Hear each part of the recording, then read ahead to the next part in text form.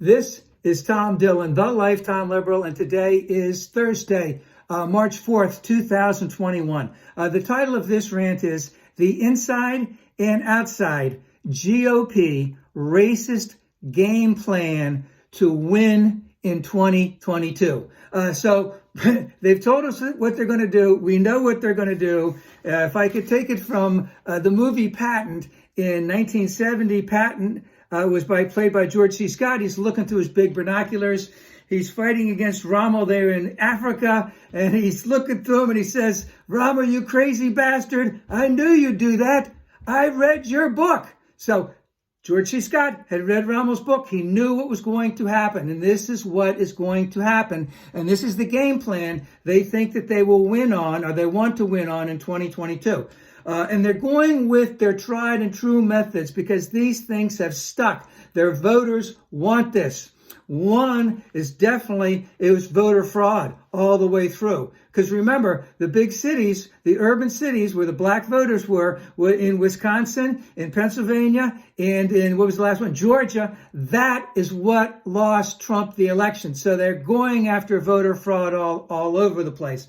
Racist, going after immigration all over the place. Racist, going after high taxes. Because remember, they pay high taxes because it's giving things to those others because they don't want to work, etc.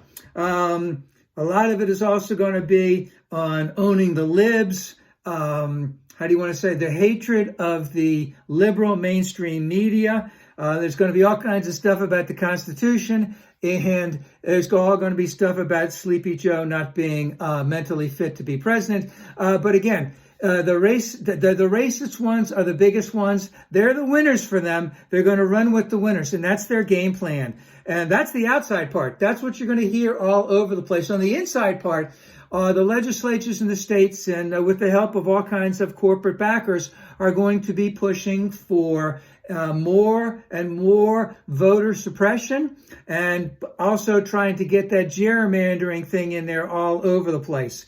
Now, I got to realize that if you watch Fox News or any of those other things, it's a day in and day out assault on your conscience, and because they are in a perpetual state of grievance. They're not looking for solutions. They're only looking at the problems and trying to make the problems, as I like to say, if you have a problem in one area and it's about a 5%, on the right side, they're going to make it like it's 95 to 98%.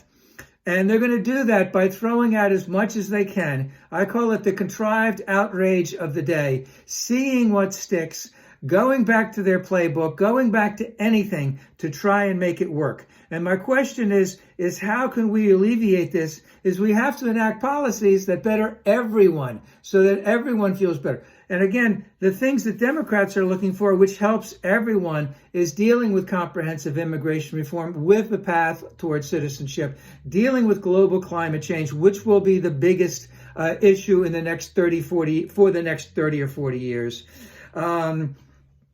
An increase in assessments on the wealthy and on corporations, increase in firearm safety, increase in education, increase in infrastructure, increase in the minimum wage. That's just a couple of them. But again, these are solutions to the things that are vitally important for the nation's growth, because the world is moving on. We can't continue to have this type of outrage every single day. We need to get past these things. We need to help form a better, more perfect union. But their playbook is, again, based on racism. They're going to expound it. They're never going to use the word racism, but that's what it is. And that's what we need to be looking for. And that's what the Democrats need to come up with, constructive strategies to knock this all down.